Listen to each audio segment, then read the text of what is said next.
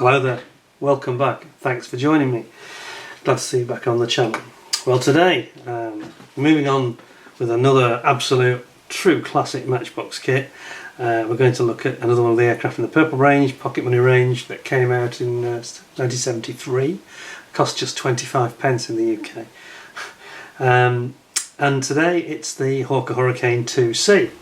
And we have a particularly nice one here. We have an original Mark 1, which means it's in a lift-off top box. We've got some great artwork on it as well, and it's actually straffing the PK-11 airfield just southwest of Caen, city of Caen in Normandy, and this is probably in about 1942. But we'll have a look what it says. It says, Hurricanes of number 87 Squadron Night Fighter Squadron attacking the airfields at the Caen area of occupied France. But it's definitely PK, I can tell you that for sure. We've got on the side, it's PK-11, this one. We've got the artwork on the end. On the side we've got the usual adverts for their other products. Some we may have already seen or maybe seen in the future, like the Nat. There's a Freedom Fighter as well, we haven't got that one I don't think. We've got the Corsair and we've got the Mustang. On the opposite side we have got the representation for how this kit will look if you do not paint it. No painting is necessary, they say. So, let's take a look. Lovely artwork, really nice. I think it's one of Roy Huxley's. It's got that sort of Roy Huxley look to it, I've got to say. And let's have a look inside the box, which of course is a lift-off, not the usual window box. So, I forgot to check actually. I always forget with these lift-off boxes. Never think to look on the reverse, because that's quite important. Now, interestingly, on this one, despite being one of the very original models with the lift-off box, if you look very carefully, you can see it says 1973, not 72. Some of the early ones, sort of PK1 to 6, came out in 72. Anyway, you have to forgive the tape that's been on it, but obviously this was based at Night Ops at RAF Warmwell, and we've also got the number 3 Squadron North European Day Camouflage, 1941, so both 41. So obviously in terms of the action on the front, this is an early attempt to hit back at the Germans in northern France. Let's have a look inside the box. So what have we got? We have got a stand, which looks great. We've got a questionable coloured sprue with the fuselage. Lovely original instructions. Fantastic wing, and then we've also got the sprue with the canopy, and of course we've got these rather nice with the top opening box. We've got these rather nice paint guides on it, which shows the Hispano cannon and the gear covers. We've got some detail like the yellow strip on the front of the leading edge of the wing. Then we've got your pilot, then we've got the exhaust stubs, wheels and tyres, spinner and the prop. And then on the side we've got obviously the stand guide explaining how the stand operates and how you put it together. And then on the other end we have got, strangely, another paint guide which shows some of the same things all over again, with some slight differences. Different colour on the day aircraft, they don't have the blackened out exhausts.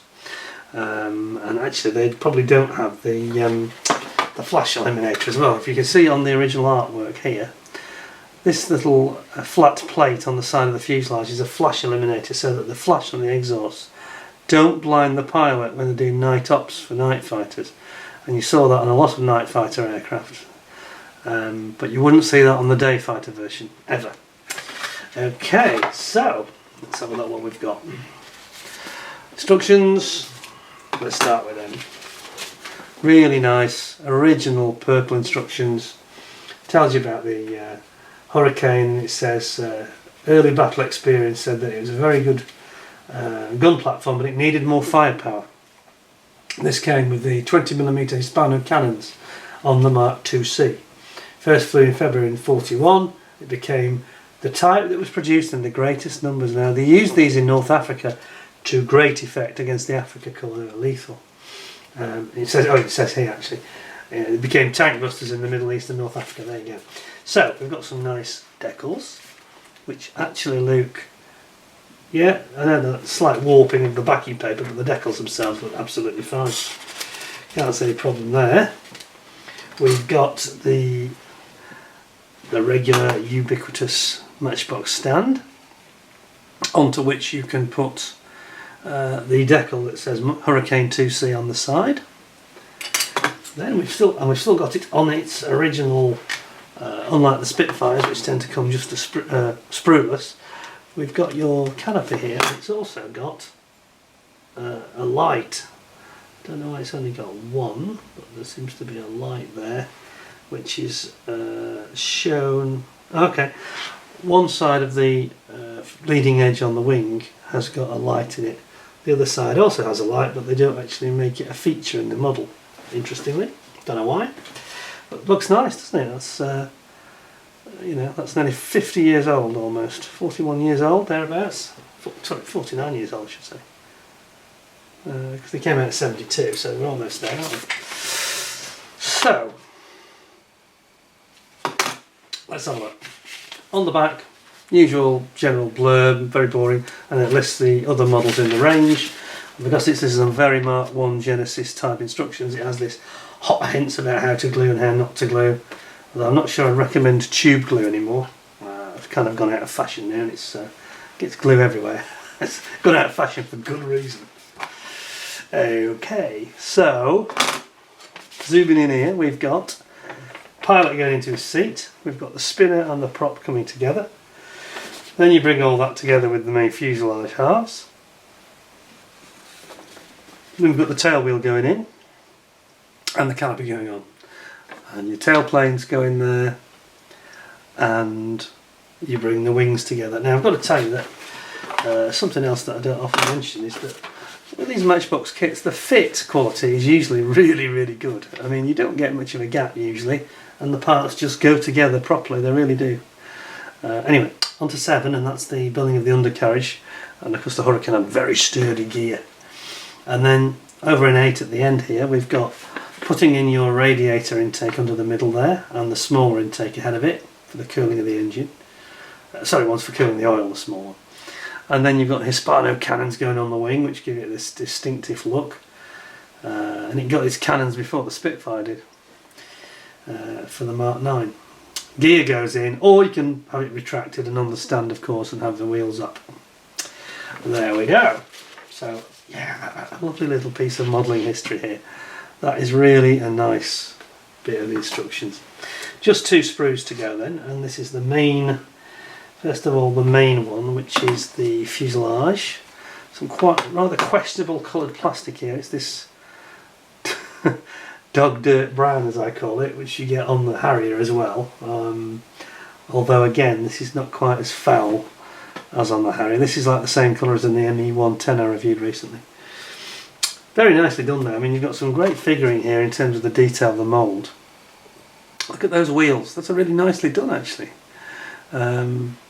Not convinced about the spinner. I always thought the spinner on this was too long and slightly out of scale, if I'm honest. It's a little bit odd, even for the 2C. But you've got your propeller, which looks fine. Down the middle here you've got your intake for the oil, you've got your tail wheel, aerial, pitot tube underneath the wing, and then over here we've got 1, 2, 3, 4 of the Hispano 20mm cannons. You've got your exhausts, we have the pilot, his seat, and the intake underneath, and then of course the fuselage, which is quite nicely done. It's got the stress skin effect, you know. I think for when this was produced, that's pretty good. It's all engraved panel lines, which is good. Perhaps they're maybe a bit on the heavy side for the scale. I think they are a bit wide, bit gappy, unlike the kit itself. And then on the other sprue we've got the wings. Wing sprue, top and bottom, and the tailplane. So let's have a closer look at these. So here we have the wing, and you can see the blisters for the cannons. That's well done. Underneath you can see all the typical figuring, and again it's a bit heavy, the panel lining. It's a bit wide, gapped. But apart from that, it looks spot on. No distortions really. You've got two different types of landing gear option there. I think they may have had a slightly beefier landing gear on the Night Fighters for some reason. And then we have the tail planes. And then obviously the other side. So there you have it really. It's quite a nice model. It's something I should have shown you in terms of I actually completed one of these. I may show it in a later video, but it builds up very nicely, this one. Again, it's slightly strange in that I think they've given, from memory, I think the wings have a little bit of dihedral, which is not right. That's one small mistake they made in this kit. They sort of make it look like a Spearfire. But it looks quite nice. I mentioned the spinner issue, so there are one or two little shape details that didn't quite get right, but overall a lovely kit, goes together like a dream, and it looks like a nice hurricane when you finished it, so you know, what's not to like. I give it sort of 8 out of 10, I think, ish. Anyway, I hope you enjoyed the vid. I'm sure that artwork certainly will have brought back some memories for people, because it really does remind us of a kit that was made by the millions and millions and millions of them came out, you know, with the artwork of the night attack on the airfield. Very, very evocative indeed. So I hope you enjoyed the review. If you did, please give us a thumbs up, give us a like, share if you can, if you think there are other people that would enjoy the videos, and don't forget to subscribe and tick the notification bell, because that's the way you find out about the further future upcoming videos that we're going to have for you in the near future. There'll be more coming along soon. Please keep your eyes peeled, and I hope to join you in the near future. In the meantime, thanks a lot for your attention. Hope you're well, and take things easy, and bye for now. Cheers, thanks a lot.